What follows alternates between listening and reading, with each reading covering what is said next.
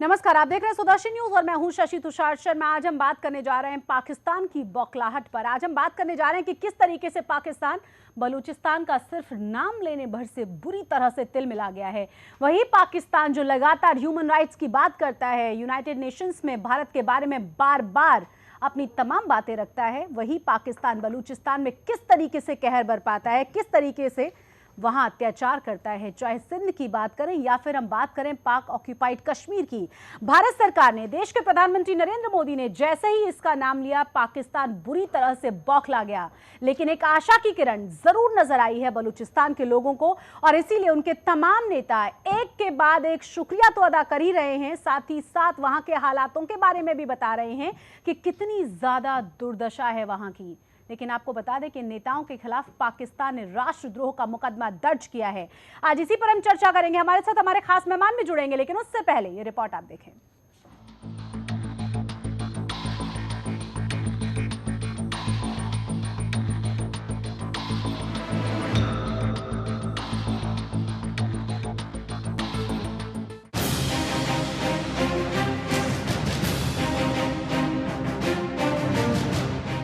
बलूचिस्तान का संघर्ष आज का नहीं है, बल्कि अंग्रेजों के वक्त से ही बलूचिस्तान अपने आप को अलग देखना चाहता है। लेकिन तमाम कोशिशों और संघर्षों के बावजूद बलूचिस्तान आज भी पाकिस्तान का अंग है। पाकिस्तान के बनने के बाद से ही खैबर पख्तूनख्वा, गिलगिट बल्टिस्तान और बलूचिस्तान को अशांत इलाकों के तौर पर जाना जाने लगा, क्योंकि इस्लामाबाद में सत्ता के चरम पर बैठे लोगों ने इन इलाकों को बेदर्दी से दबाने की कोशिश की। बलूचिस्तान पर लगातार बलूच लोगों के साथ अत्याचार होते रहे, उनके मानवाधिकारों का हनन होता रहा और यहाँ तक कि बलूच युवाओं को बम से उड़ाने की खबरें तक आई। लेकिन पाकिस्तान अपनी सेना का इस्तेमाल कर बलूच लोगों की आवाज को दबाने की कोशिश करता रहा। आज भी बलूचिस्तान में हजारों लोगों को मौत के घाट उतार दिया जाता है, उनकी जिंदगी को तबाह कर दिया जाता है। ये सब कुछ बताने के पीछे का मकसद बस इतना है कि आप समझ सकें कि जब भारत के प्रधानमंत्री ने बलूचिस्तान के साथ खड़े होने की बात कही, तो बलूचिस्तान के लोग खुशी से क्यों अभिभूत हो गए। लेकिन भारत का बलूच की दबाई जा रही आवाज के साथ खड़े होना पाकिस्तान को रास नहीं आ रहा। शायद इसीलिए क्योंकि उसे डर है कि अब बलूचिस्तान पर हो रहे अत्याचारों का अंत नजदीक है और बलूचिस्तान कहीं पाकिस्तान से अलग ना हो जाए, जैसा बांग्लादेश के अलग होने पर हुआ था। दरअसल बलूचिस्तान में पाकिस्तान विरोधी आवाज बुलंद करने और प्रधानमंत्री नरेंद्र मोदी का समर्थन करने पर बलूच नेताओं पर राष्ट्रद्रोह का केस दर्ज किया गया। पाकिस्तान की क्वेटा पुलिस ने देश के 3 प्रमुख बलूच राष्ट्रवादी नेताओं के खिलाफ राष्ट्रद्रोह सहित 5 मामले दर्ज किए। सूत्रों के मुताबिक कुछ लोगों की शिकायत पर ब्रह्मदाग मुफ्ती, हरबियार मर्री और बानो करीमा बलूच के खिलाफ बलूचिस्तान के खुशदार इलाके के 5 थानों में पाकिस्तान दंड संहिता की धारा 120, धारा 121 और धारा 123 के तहत मामले दर्ज किए गए। ये धाराएं अपराध की साजिश, पाकिस्तान के खिलाफ युद्ध छेड़ने, भड़काने और युद्ध का प्रयास करने के लिए है। जब सच्चाई सामने आती है, जब अत्याचारों से विद्रोह होता है, तो अच्छों की हालत खस्ता हो जाती है। तो फिर ये तो पाकिस्तान है, दमन का गढ़, आतंकियों का अड्डा और मानवाधिकारों का सबसे ज्यादा उल्लंघन करने वाला देश। बलूच नेताओं पर मुकदमे करने से बेहतर अगर पाकिस्तान उनकी आवाज को सुनता तो ज्यादा बेहतर होता। लेकिन अब समय निकल गया।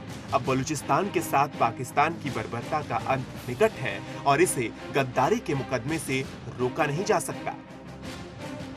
सुदर्शन न्यूज के लिए आराधना पांडे के साथ स्वप्नेश दुबे की रिपोर्ट। तो बलूचिस्तान की कोई ये नई समस्या नहीं है, ये कोई पहली बार नहीं हो रहा कि पाकिस्तान की तरफ से वहां जुर्म ढाए जा रहे हैं। ये बहुत लंबे समय से होता रहा है और जिस तरीके से कश्मीर की बात बार बार पाकिस्तान करता रहा है, भारत ने बहुत साफ शब्दों में कहा है कि अब बात होगी तो पाक ऑक्यूपाइड कश्मीर की। और आपको ये भी बता दें कि कश्मीर और बलूचिस्तान की समस्या एक जैसी बिल्कुल नहीं है। क्या इतिहास रहा है बलूचिस्तान का, जरा आप देखिए इसके जरिए। बलूचिस्तान की सीमाएं और इसका असर 3 देशों ईरान, पाकिस्तान और अफगानिस्तान तक है। इस हिस्से पर हिंदुओं का और अफगानिस्तान के दक्षिण में स्थित जाबुल में बसे बौद्ध राजाओं का शासन था। 850 ईस्वी सदी में नॉर्थन ईरान से यहाँ पर मुसलमानों का आगमन हुआ। युद्ध में मुसलमानों ने हिंदुओं को हरा दिया और जो बचे थे वो पेशावर की ओर चले गए। 11वीं सदी में अफगानिस्तान में बचा हुआ हिंदुओं का साम्राज्य भी खत्म हो गया। वर्तमान में जो बलूचिस्तान है उसके हिस्से पर भारत का अधिकार था और दूसरे हिस्से पर कालात के खान राज करते थे। भारत और पाक के बंटवारे के समय खानात ने जिन्ना को अपने वकील के तौर पर नियुक्त किया। कहते हैं जिन्ना ने ब्रिटिश सरकार के सामने खान के केस को पेश करते समय सोने के सिक्के फीस के तौर पर लिए थे। 11 अगस्त 1947 को इस हिस्से में कालात का साम्राज्य कायम हो गया। भारत और पाकिस्तान के बंटवारे के बाद भारत और पाक के अलावा स्वतंत्र कालात भी अस्तित्व में आया।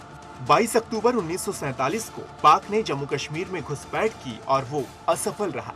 जम्मू कश्मीर में मुंह की खाने के बाद पाक बलूचिस्तान को पाक में मिलाने की कोशिश करने लगा। बलूचिस्तान में नई विधानसभा बनी और विधायिका ने कहा कि बलूचिस्तान को पाक में नहीं मिलाया जाएगा। 11 अप्रैल 1948 को कालात को जबरदस्ती पाकिस्तान में मिला लिया गया। इसी समय खान के छोटे भाई ने विद्रोह कर दिया और समर्थकों के साथ अफगानिस्तान चले गए।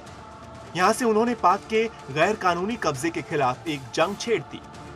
साल 1948 से लेकर आज तक वही जंग जारी है। 1948 के बाद 1958 से 1959, 1962 से 1963 और 1973 से 1977 तक युद्ध हुआ। साल 2003 से यहाँ पर आतंकवाद का दौर शुरू हो गया जो आज तक जारी है। तो ये अत्याचारों का दौर कोई नया नहीं है, बहुत लंबा समय बीत चुका है। बावजूद इसके बलूचिस्तान के लोगों की सुनने वाला कोई नहीं है। लगातार आवाजें उठाई जा रही हैं, लेकिन वहाँ हालत बहुत ज़्यादा खराब है। दुर्दशा लोगों को देखने के बाद आप अंदाज़ा लगा सकते हैं कि किस हद तक वहाँ के लोगों के साथ वहाँ व्यवहार किया जा रहा है। इस पर ज़्यादा बातचीत के लिए हमारे साथ हमारे तमाम खास मेहमान जुड़ गए हैं। हमारे साथ बलूच नेता भी जुड़े हैं। मजदक बलोच है हमारे साथ, बलूचिस्तान के नेता मिस्टर दत्ता हैं जो कि विदेशी मामलों के जानकार हैं, और साथ ही साथ एसपी सिन्हा हैं जो कि रिटायर्ड मेजर जनरल हैं, एज ए डिफेंस एक्सपर्ट हमारे साथ जुड़े हैं। आप तीनों का ही बहुत स्वागत है। शुरुआत में करूंगी आपसे मजदक बलोच, जिस तरीके से पाकिस्तान ने जो केस दर्ज किए हैं आपके तमाम नेताओं के खिलाफ, और जिस तरीके से इस बार बहुत ही एकजुट होती हुई आवाज़ और पूरी दुनिया के सामने इस आवाज़ को रखा जा रहा है कि हाँ जो हो रहा है वो गलत है, आपको लगता है कि वहाँ के लोगों का, वहाँ के नेताओं का मोरल डाउन कर पाएंगे लोग?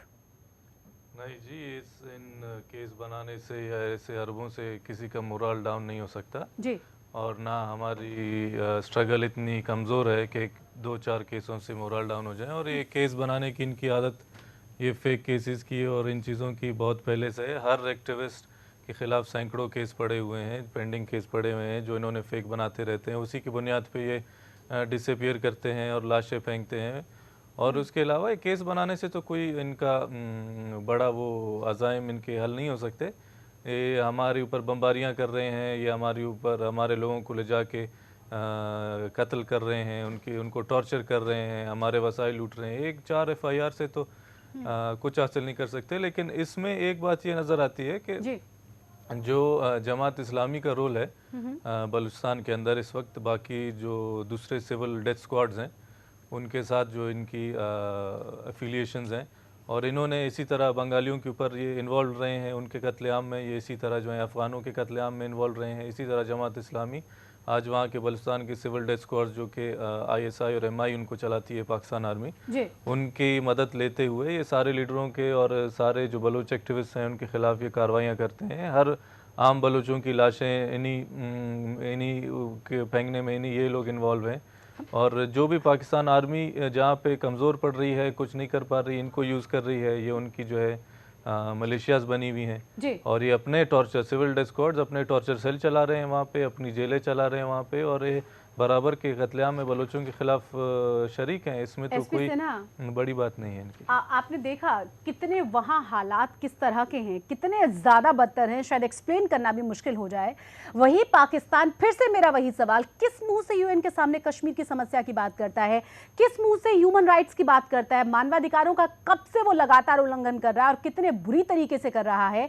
सिंध की बात हो, गिलगिट की बात हो, बलूचिस्तान की बात हो, पाक ऑक्यूपाइड कश्मीर की बात हो, और वहां देख रहे हैं टॉर्चर पहले किया जाता था और अब तो सिर्फ वहां से उठाया जाता है, मारा जाता है परेशान करके, और उसके बाद लाशों को फेंक दिया जाता है और डिसअपियर दिखाया जाता है उन्हें। फिर देखिए, कुछ ऐतिहासिक पर्सपेक्टिव का मैं आपको एक्सपोजर देना चाहूँगा। अगस्त 4, 1947 को इसमें बलूचिस्तान को टोटल इंडिपेंडेंस की स्टेटस दी गई थी और कहा गया था कि बलूचिस्तान वही स्टेटस एंजॉय करेगा जी। जो 1838 में अंग्रेजों के ज़माने में था।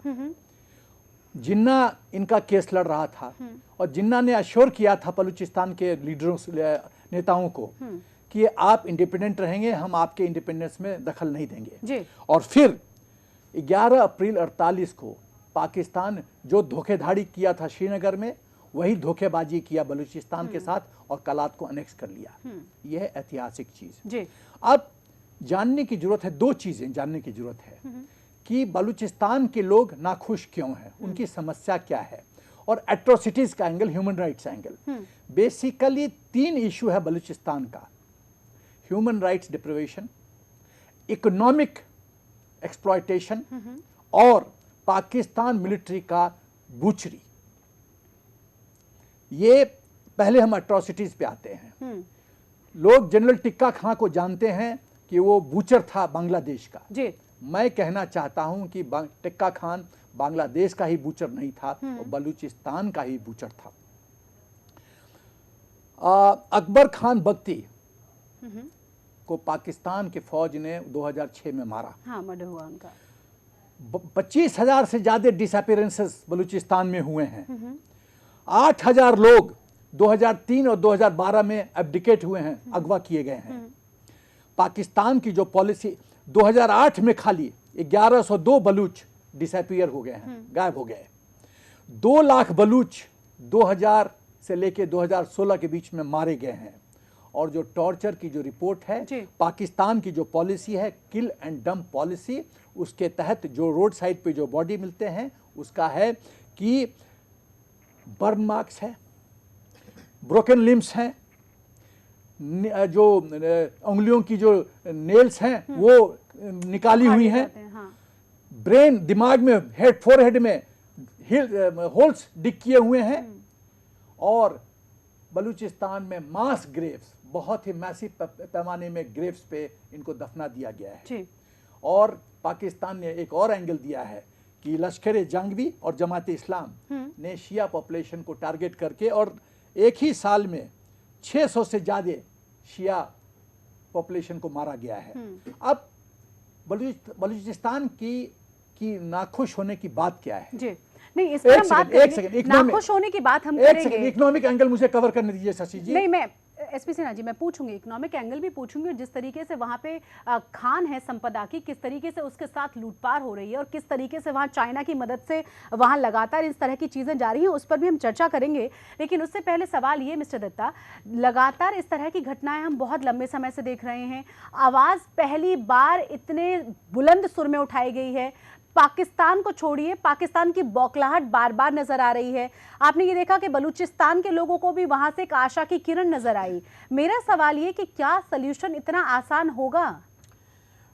शशि जी, आपके इस सवाल का जवाब देने से पहले मेरे भाई जो बलूचिस्तान से आए हैं उनको मैं भारत में स्वागत करता हूं और उम्मीद करता हूं कि जब तक वो हमारे देश में हैं, मेहमान हमारे देश के परंपरा के हिसाब से सर आँखों पे होते हैं और भारत में शायद वैसा ही उनको वो मिलेगा। और जब भी आना चाहेंगे, स्वागत है उनका। और भगवान और अल्लाह ताला से ये भी प्रार्थना करता हूँ कि जल्दी आपके देश को आज़ादी मिले पाकिस्तान से और पाकिस्तान के जबरन कब्ज़ा से। जी। और इतिहास को थोड़ा सा उठाते हुए आपका सवाल का जवाब देना उचित समझता हूँ। माउंटबेटन प्लान जब आया और जब भारत की बंटवारा हुई, 3 परिपक्ष में रखा गया था माउंटबेटन प्लान की चीज़ों को कि जो लोग भारत में शामिल होना चाहते हैं वो शामिल हो सकते हैं, जो पाकिस्तान में जाना चाहते हैं वो रियासत जितने वो पाकिस्तान में जा सकते हैं, जो रियासत इंडिपेंडेंट रहना चाहते हैं, इंडिपेंडेंट स्टेट्स, वो इंडिपेंडेंट रह सकते हैं। उसके बाद अंग्रेज़ हुकूमत के अंडर में रेफरेंडम करवाया गया तमाम जगहों पे।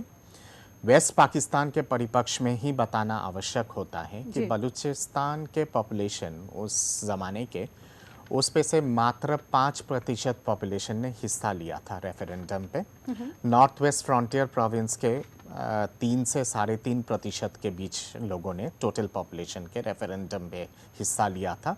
सिंध के 7% लोगों ने रेफरेंडम पे हिस्सा लिया था, और वही मतलब टोटल पॉपुलेशन के वो 7% ने कहा था कि हमें पाकिस्तान के साथ जाना है। यानी कि कहीं ना कहीं पे मेजॉरिटी पॉपुलेशन ने तो कभी माना ही नहीं था कि पाकिस्तान का हिस्सा बनना है। जी।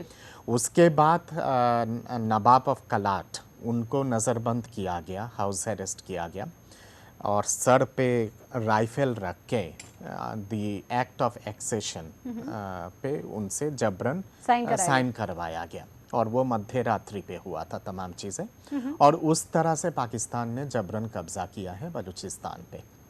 और not only Balochistan, even north west frontier province, जिसको हम लोग वाजिरिस्तान और पख्तूनिस्तान कहते हैं, और उसके साथ साथ सिंध का प्रांत भी है। पाक ऑक्युपाइड कश्मीर का तो किस्सा ही अलग है, वो तो भारत का भूमि जबरन कब्जा हुआ है 1948 में।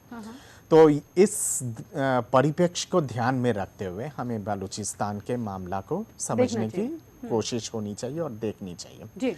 जो चीज़ शुरू से ही अवैध रहा है और जिसका मतलब पाकिस्तान के साथ मिलन शुरू से ही अवैध रहा है, किसी भी दुनिया के कानून के मुताबिक नहीं हुआ है, वो पाकिस्तान का हिस्सा कैसे बन गया, ये पहली बात है।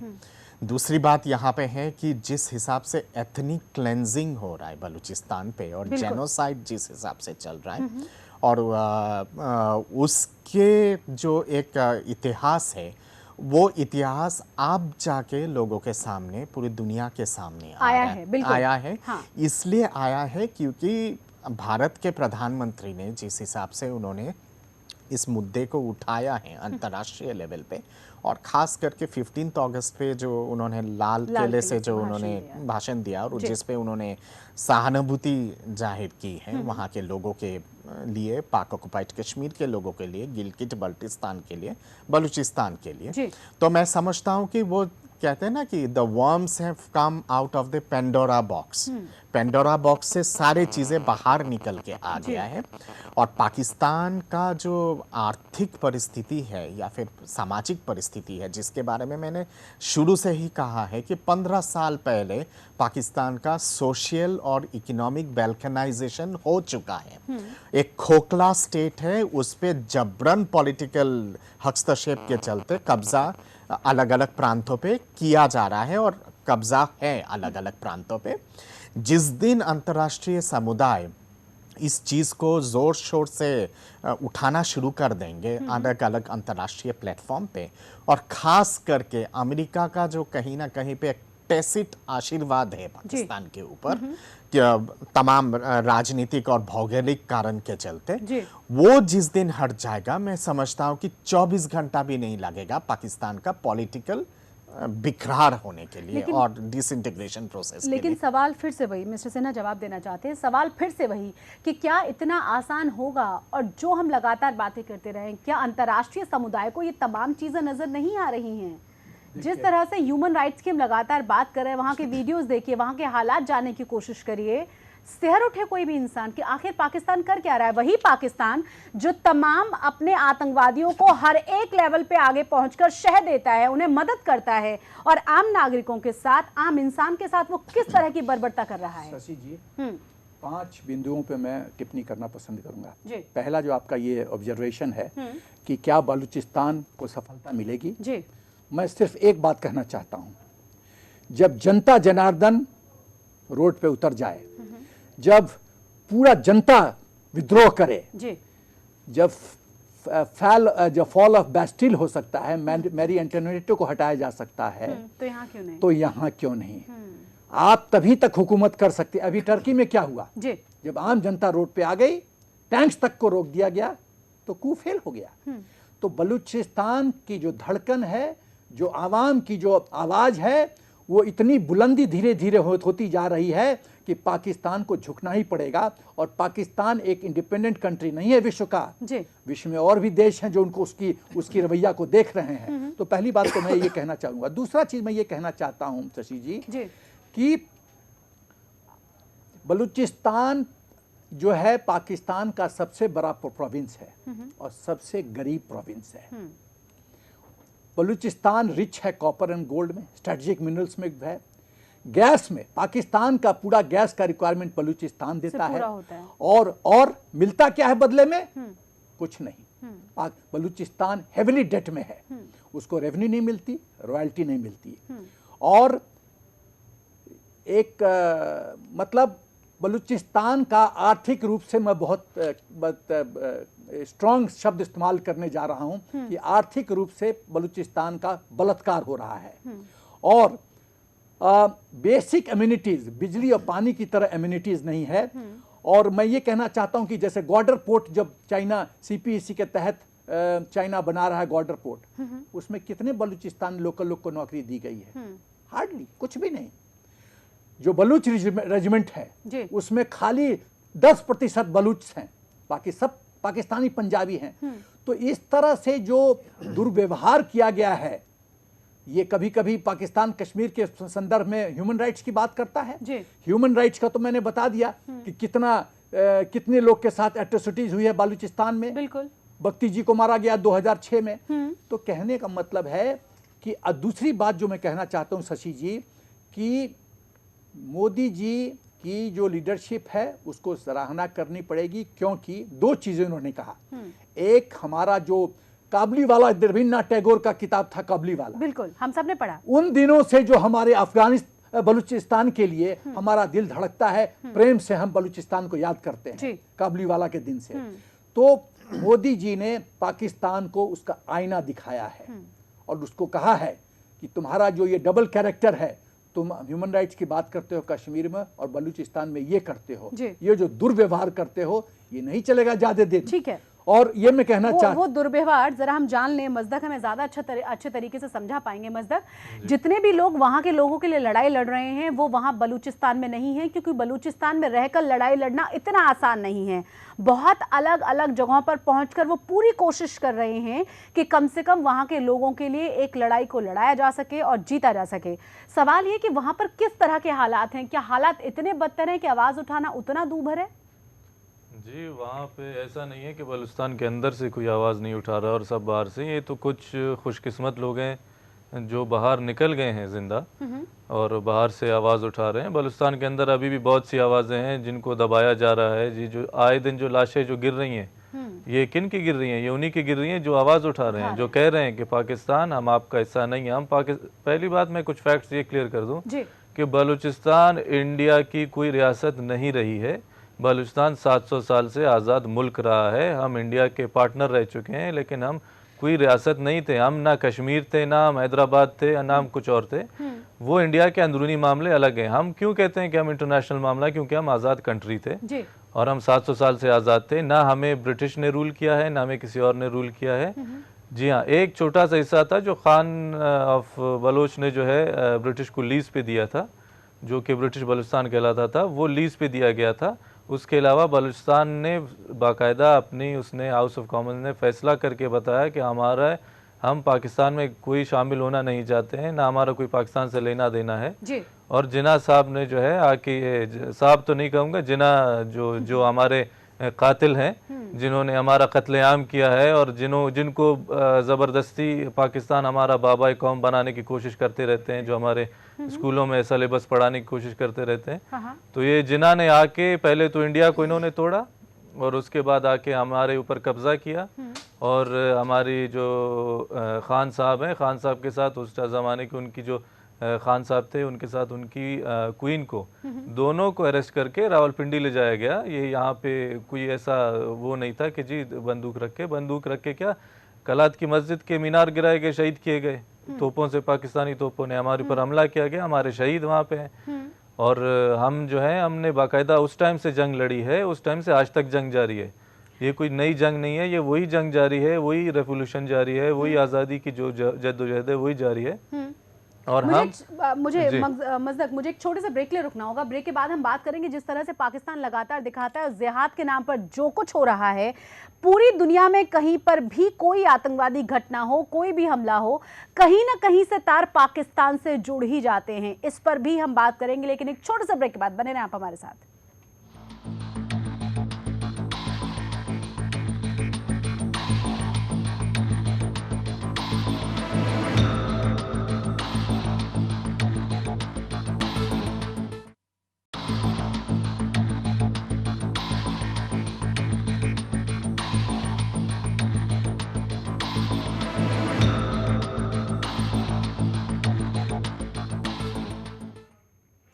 ब्रेक के बाद एक बार फिर से आप सभी का स्वागत है। आज हम बात कर रहे हैं पाकिस्तान की बौखलाहट की। आज हम बात कर रहे हैं कि किस तरीके से बलूचिस्तान पर लगातार कहर बरपाता रहा है पाकिस्तान, लेकिन जैसे ही भारत ने इसके खिलाफ आवाज उठाई, जैसे ही तमाम बलूचिस्तान के नेता भी सुर में सुर मिलाते हुए नजर आए और उन्होंने बताया कि हाँ, वाकई में पिछले 60-70 सालों से उनके साथ अत्याचार होता रहा है। उसके बाद पाकिस्तान पूरी तरह से तिलमिला गया है। तिलमिलाहट के पीछे वजह साफ साफ नजर आ रही है, उसी पर आज हम चर्चा कर रहे हैं। लेकिन उससे पहले ये रिपोर्ट जरा आप देखें।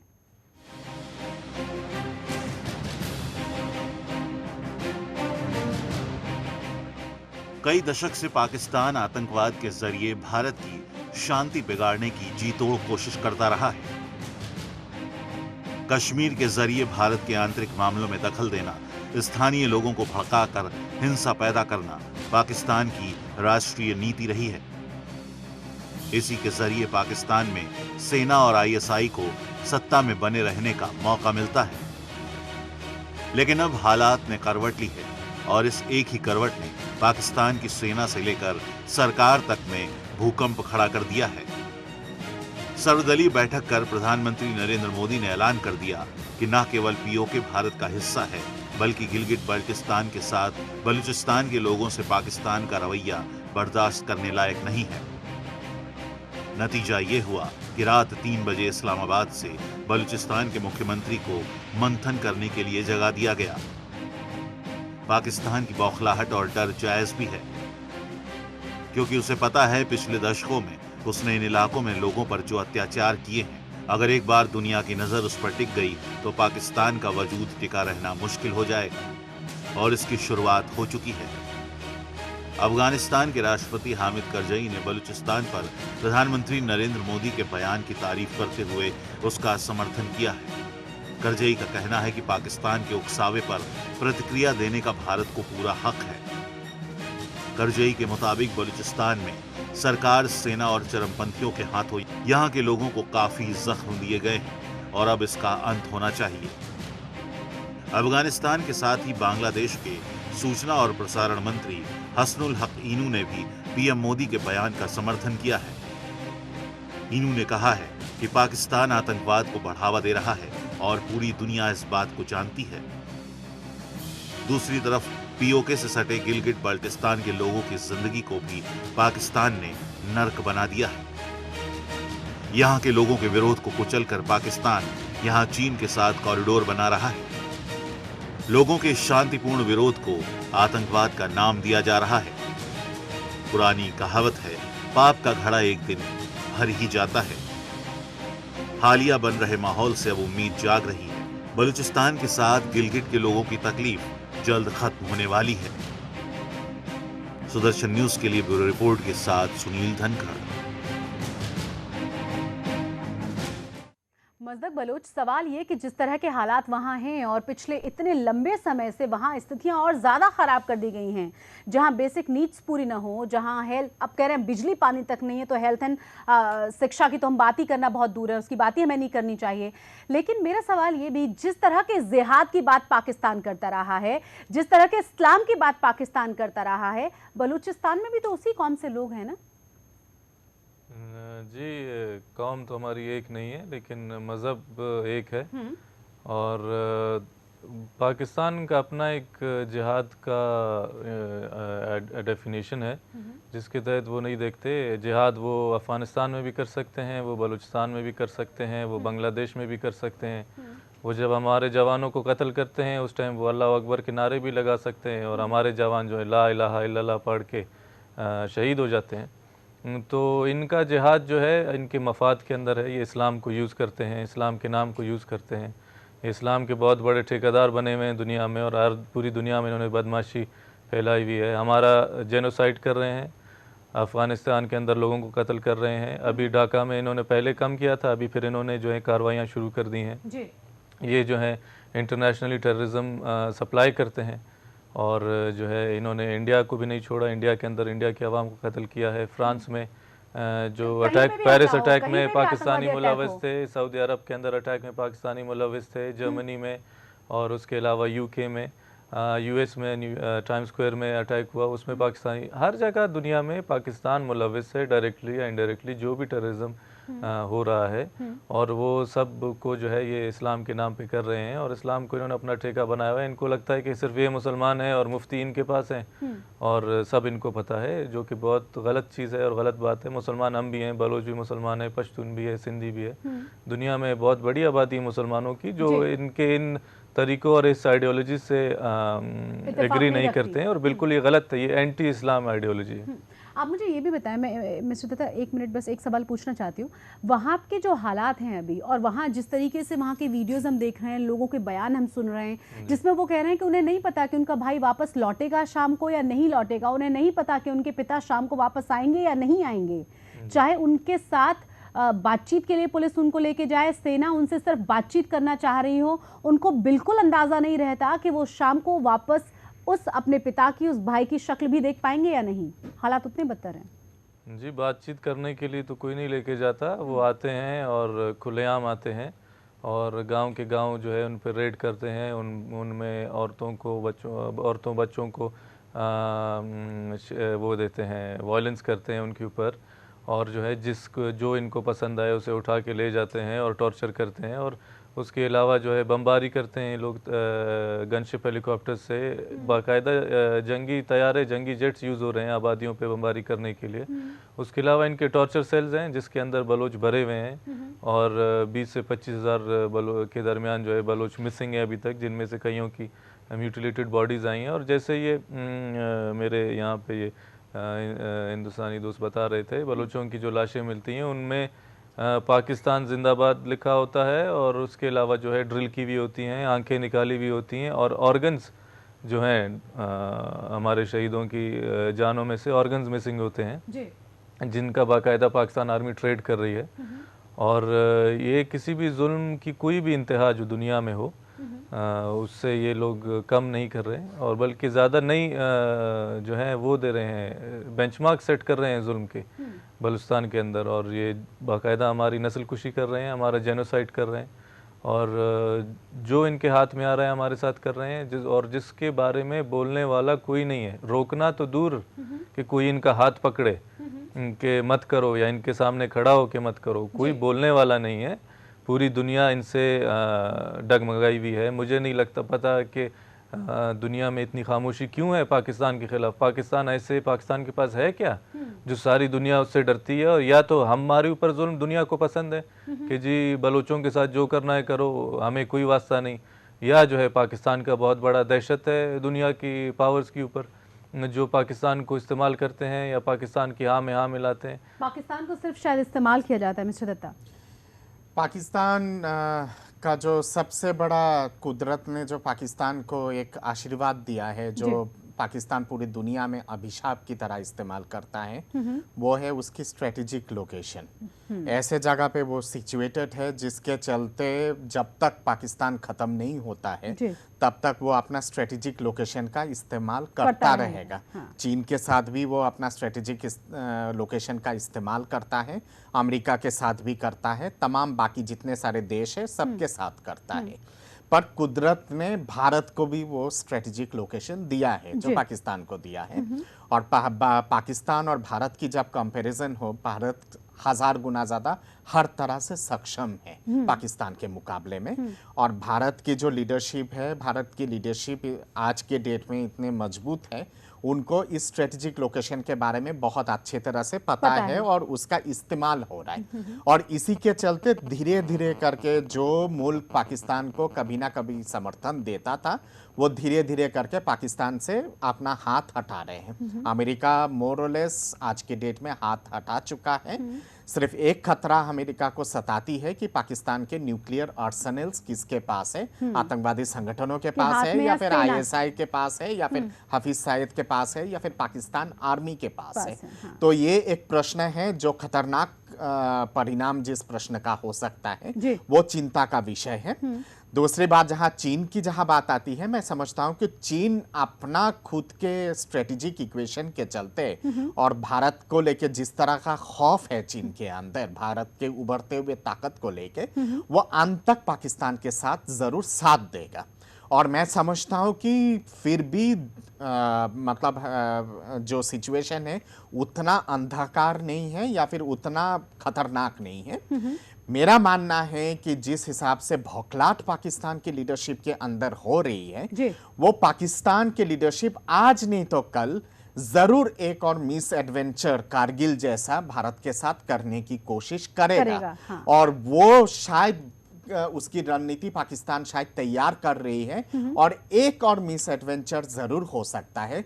जैसे ही वो कहते हैं ना कि you need a match stick to ignite the dry grass, Bharat उस चीज का अपेक्षा कर रहा है, मेरा मानना है। और जैसे इस पाकिस्तान आजाद हुई थी भारत के मदद के साथ और बांग्लादेश का स्थापना हुआ, वो दिन भी दूर नहीं है। मुझे लगता है कि जब एक आजाद बलूचिस्तान, आजाद पख्तूनिस्तान और एक आजाद सिंध स्थापित हो पाएगा पाकिस्तान के डेड बॉडी पे, जरूरत ये है कि हमें स्ट्रेटेजिकली अंतर्राष्ट्रीय लेवल पे इस मुद्दे को लेके जाना है। मैं नमन करता हूं हमारे देश के प्रधानमंत्री को कि उन्होंने ये सारी चीजें समझा है और जिस हिसाब से प्रधानमंत्री जी ने उठाया है इस मुद्दे को, मैं मानता हूं कि पाकिस्तान यूएन के जनरल असेंबली पे जैसे पाकिस्तान ने चेतावनी दिया है कि कश्मीर का मुद्दा को उठाएगा, जैसे ही यूएन जनरल असेंबली पे पाकिस्तान कश्मीर के मुद्दे पे कुछ मिस एडवेंचर करने की कोशिश करेगा, मेरा मानना है कि भारत के प्रधानमंत्री जोर शोर से यूएन जनरल असेंबली पे बलूचिस्तान, सिंध, पख्तूनिस्तान, पाक ऑक्युपाइड कश्मीर, गिलगिट बाल्टिस्तान का मुद्दा उठाएंगे। हाँ। और वहीं से इस आजादी की जंग की जो एक अंतरराष्ट्रीय लेवल पे जो एक रूपरेखा है उसका शुरुआत वहीं से होगा। और वो अगर सही दिशा में और सही गति अगर पकड़ता है तो मैं मानता हूं कि ये जेनोसाइड और एथनिक क्लेंजिंग बलूचिस्तान और पाकिस्तान के अलग प्रांतों में भी खत्म होगा और पाकिस्तान के डेड बॉडी पे या फिर पाकिस्तान के लाश पे हमारे देश के आसपास फ्रेंडली मुल्क खड़े होंगे, जिस पे सबसे प्रथम स्थान शायद बलूचिस्तान का होगा। मिस्टर सिन्हा, या शशि जी, मैं ये कहना चाहता हूं कि पाकिस्तान की बौखलाहट का क्या कारण है। आप बलूचिस्तान का स्ट्रेटजिक इम्पोर्टेंस समझने की कोशिश कीजिए और स्ट्रेटजिक इम्पोर्टेंस ये है कि बलूचिस्तान 771 किलोमीटर कोस्ट लाइन है out of total cost line of 1100 Pakistan के साथ 771 किलोमीटर। बलूचिस्तान कॉपर और गोल्ड में बहुत रिच है, नेचुरल गैस में बहुत रिच है, क्वार्टर पोर्ट बलूचिस्तान में है। जो चाइना पाकिस्तान इकोनॉमिक कॉरिडोर जो 46 बिलियन के इन्वेस्टमेंट से चाइना बना रहा है वो काशगार से लेके ग्वाडर पोर्ट तक बन रहा है, तो वो बलूचिस्तान का बहुत इंपॉर्टेंट हिस्सा है। और सबसे बड़ी बात, जो न्यूक्लियर बॉम्ब्स हैं, पाकिस्तान का काफ़ी मात्रा में न्यूक्लियर बॉम्ब्स बलूचिस्तान में वेयर हाउस किया हुआ है। तो बलूचिस्तान पाकिस्तान का सॉफ्ट बेली है और इसीलिए पाकिस्तान बौखला रहा है जब मोदी जी ने ये विषय को उठाया। एसपी सिन्हा जी, आप कह रहे हैं पाकिस्तान बौखला रहा है। मैं जरा आपको कुछ एक रिपोर्ट दिखा दूं, हमारे भारत के कुछ नेता भी बौखला रहे हैं। जिस तरीके से प्रधानमंत्री नरेंद्र मोदी ने यह बयान दिया, आपको विश्वास शायद ना हो, भारतीय राजनेताओं की बौखलाहट भी नजर आई। हालांकि बाद में वो अपने बयान से पलटे भी और उनकी पार्टी ने भी इस बात से इनकार किया कि पार्टी के विचारों से, उनके विचारों से कोई लेना देना नहीं, उनके अपने निजी विचार हैं। जरा देखिए आप।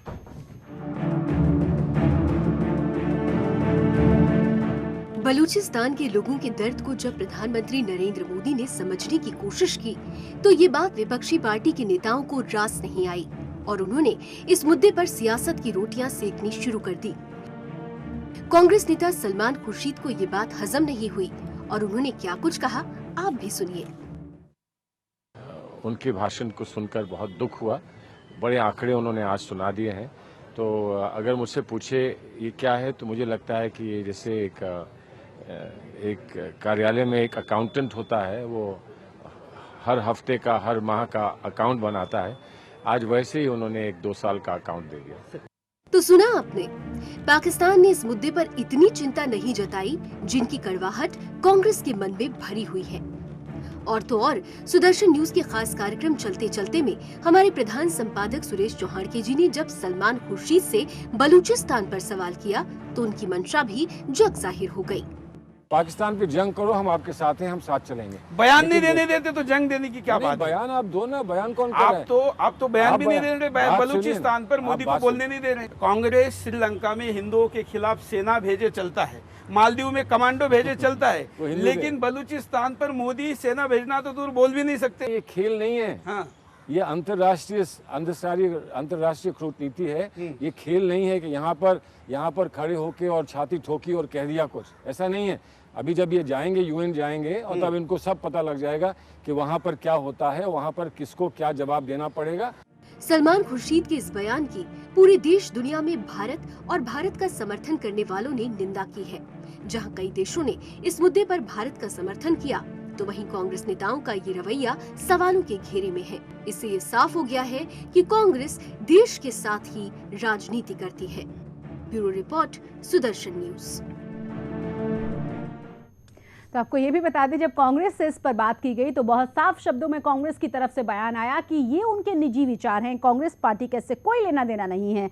हालांकि ये कोई पहला मामला नहीं है, इससे पहले भी कांग्रेस के दिग्गज नेता इस तरह के बयान दे चुके हैं। हमारे साथ हमारे दोनों ही खास मेहमान बने हुए हैं। मिस्टर सिन्हा, आपका छोटा सा रिएक्शन मैं इसलिए लूंगी क्योंकि आप कह रहे हैं कि नहीं, बौखलाहट पाकिस्तान में है, बौखलाहट हमारे यहाँ पे भी है। देखिए, हमारे यहाँ है ही। मैं आपको बताना चाहता हूँ कि जब मीर गौस बख्श विजेंजो जो प्रेसिडेंट थे कलात स्टेट नेशनल पार्टी के, उन्होंने मुलाकात की थी उस समय के कांग्रेस प्रेसिडेंट मौलाना आजाद से, और उन्होंने कहा था कि हिंदुस्तान हमारी मदद करे, हमको जो इंडिपेंडेंस है उसके संदर्भ में।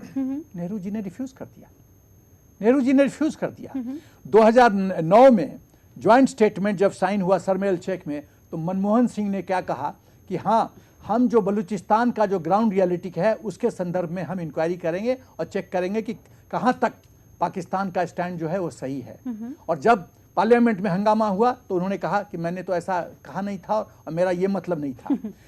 जब वाजपेयी जी ने मुशर्रफ से ये कमिटमेंट लिया था कि पाकिस्तान आतंकवाद को बढ़ावा नहीं देगा हिंदुस्तान के खिलाफ, और ये प्री कंडीशन होगा कोई बातचीत के लिए। ज्वाइंट स्टेटमेंट में 2009 में शर्मल शेख में ये जो प्री कंडीशन था उसको क्यों रिमूव किया मनमोहन सिंह ने? तो कांग्रेस की तो राजनीति ही रही है जिसमें से राष्ट्र प्रेम का जो एब्सेंस है उसकी बू आती है। राष्ट्रद्रोह मैं नहीं कहूंगा, लेकिन मैं कहूंगा राष्ट्र प्रेम की जो बू है उसकी एब्सेंस की बू आती है। और जो ऐसे अभी देखिए दिग्विजय सिंह ने क्या कहा, वो एक के बाद मैंने कहा ना कि हिंदुस्तान ऑक्यूपाइड कश्मीर। हाँ, आप अंदाजा लगाइए। ये लोग मेरा ख्याल है इनको अब मेंटल असाइलम में भर्ती करने की जरूरत है। इन्होंने मन का संतुलन खो बैठा है। ये बहुत बूढ़े हो चुके हैं, इनको याद नहीं रहता क्या बोलना है, कहाँ बोलना है और देश के संदर्भ में क्या कहना है। एसके दत्ता जी, चाहे हम बलूचिस्तान की बात करें, पाकिस्तान की बात करें, सिंध की बात करें या किसी और जगह की बात करें, अगर हम कांग्रेस के ही बयानों को ले लें, मणिशंकर अय्यर से लेकर सलमान खुर्शीद तक जो पाकिस्तान में जाकर ये कहें कि आप हमें मदद करिए मोदी को हटाने में, आप अंदाजा लगाइए कि किस तरह की इनकी मानसिकता है। सवाल एक और बहुत बड़ा है, वो ये कि इंटरनेशनल प्लेटफॉर्म पर बाकी के देश, दुश्मन देश, खास तौर से पाकिस्तान, बार बार इन्हीं नेताओं के बयान को, इसी तरह के लोगों के बयान को दिखाता है कि देखिए वहां के खुद के नेता हमारे बारे में क्या कह रहे हैं, भारत उतना भी अच्छा नहीं है जितना दिखाने की लगातार कोशिश कर रहा है। नहीं, बेशक, और मैं समझता हूँ कि कांग्रेस का जो सोच है या फिर कांग्रेस की जो विचार है जी, उस विचार को तो देश ने 2014 में दरकिनार कर ही दिया है। और उसके बाद लगातार जिस तरह के असेंबली इलेक्शंस में कांग्रेस की करारी हार हो रही है एक के बाद एक, तो कांग्रेस, मैं हमेशा एक शब्द का इस्तेमाल करता हूँ कांग्रेस के लिए और तमाम चैनलों में बोलता हूँ कि कांग्रेस की जो सिचुएशन है आज के डेट में वो एक लिविंग फॉसिल की सिचुएशन है। आपको पता होगा कि लिविंग फॉसिल्स का मतलब क्या होता है। अपने शेल के अंदर इतना ज़्यादा कुंठित हो चुकी है कांग्रेस और अपने शेल के अंदर इतना ज़्यादा एक तरह से घेर चुकी है कि उसकी बाहर की दुनिया को दिखाई ही नहीं दे रहा है कांग्रेस को, और पता ही नहीं है, असलियत पता ही नहीं है और असलियत जानना भी नहीं चाहता है कांग्रेस। तो इसलिए कांग्रेस के बयानों को ज्यादा अहमियत देने की आवश्यकता नहीं है। हाँ। It is a dying force और it is a living fossil, कुछ भी इस्तेमाल आप कर लीजिएगा। तो मैं तो अपना वक्त मतलब कि बर्बाद नहीं करना चाहूंगा कांग्रेस के बातों को एनालाइज करते हुए। एक चीज को तो एनालाइज कर सकते हैं ना, जिस तरह से पाकिस्तान पूरी तरह से चाइना की गोद में है, चाइना से मदद ले रहा है, और उसकी हम बात भी कर रहे थे, ग्वादा पोर्ट की भी हम बात कर रहे थे। कहा जा रहा है कि वहां पर जो काम चल रहा है, जिस कॉरिडोर की तैयारी लगातार चाइना कर रहा है, वहां पे काम करने वाले लोगों को सेना की सुरक्षा पाकिस्तान की तरफ से दी गई है। यानी काम करना उतना आसान नहीं है वहां पे। तो क्या वहां पे ये पोर्ट बनकर तैयार हो पाएगा? वो तो वक्त ही बताएगा कि ये पोर्ट बनकर तैयार हो पाएगा या फिर उससे पहले पाकिस्तान टुकड़े टुकड़े में हो जाएगा। वो वक्त बताएगा।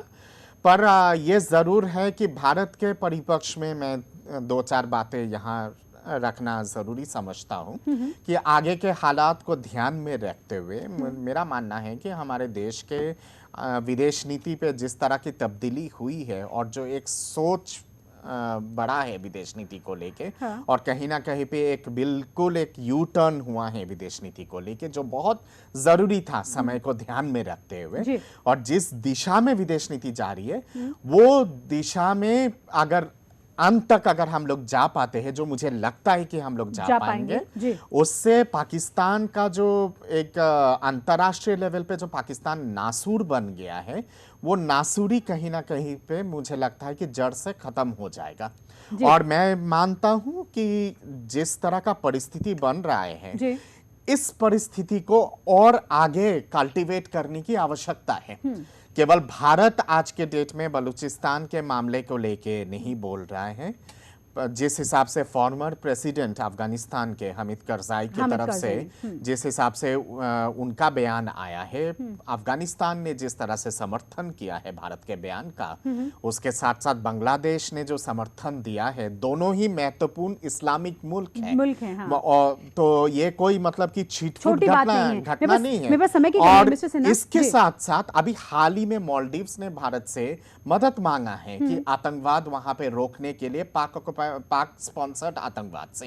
तो कहीं ना कहीं पे दक्षिण एशिया के परिपक्ष में भी पाकिस्तान अलग थलग हो रहा है और घिराव हुआ नजर आ रहा है। देखना है कि कहां तक इसको कॉर्नर किया जा सकता है। बहुत छोटा सा कमेंट एसपी से ना, कि जो यूटर्न की हम बात कर रहे हैं, अपनी बात आप रख लें, जो जिस यूटर्न की हम बात कर रहे हैं, वाकई में बहुत बड़ी, जिस तरह की डिफेंसिव रणनीति के तहत अभी तक हम कहते आए थे, बौखलाहट की सबसे बड़ी वजह तो यही रही ना कि शशि जी, मैं ये कहना चाहता हूँ, जो हिंदुस्तान का इंप्रेशन था सॉफ्ट स्टेट, जी, जब पाकिस्तान का प्रधानमंत्री बोलता है कि मनमोहन सिंह जो है देहाती औरत हैं और कांग्रेस में एक चूह की आवाज नहीं होती, और मोदी जी अपने इलेक्शन रैली में इस इशू को उठाते हैं, जी, तो ये स्टेट और इसी का फायदा पाकिस्तान उठाता रहा है। हिंदुस्तान का इंप्रेशन था हिंदुस्तान को थप्पड़ मारते रहो और दूसरा गाल भी दे दिया कि और मारो थप्पड़।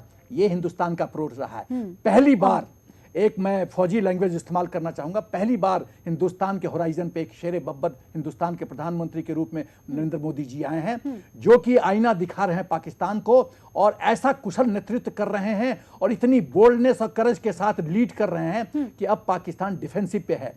ये टाइटैनिक शिफ्ट हिंदुस्तान के फॉरेन पॉलिसी में, पाकिस्तान पॉलिसी में टाइटैनिक शिफ्ट है, और ये बहुत ही गेम चेंजर है। और पाकिस्तान को अब धीरे, जैसे आपने पता नहीं बॉक्सिंग ठीक से देखा होगा कि नहीं देखा होगा, बॉक्सिंग रिंग में चारों तरफ से पहले धीरे धीरे उसको अपोनेंट को घेरा जाता है, फिर उसको नॉकआउट पंच दिया जाता है। उसी तरह मोदी जी धीरे धीरे पाकिस्तान को चारों तरफ से घेरते जा रहे हैं, और अब नॉकआउट पंच के लिए इंतजार कीजिए। पाकिस्तान इंतजार करेगा। बहुत बहुत शुक्रिया आप दोनों ही मेहमानों का हमारे शो में आने के लिए। उम्मीद हम ये करते हैं कि बलूचिस्तान पर वाकई में जो कहर ढाया जाता रहा है, उसमें बहुत जल्दी तब्दीली आए, उसे बहुत जल्द खत्म किया जा सके, और जिस तरह की स्ट्रेटेजीज, जिस तरह की कूटनीति की भारत की बात कही जा रही है, वो उस दिशा में, सही दिशा में आगे बढ़े। इसी के साथ हमारी इस खास पेशकश में बस इतना ही। जय हिंद।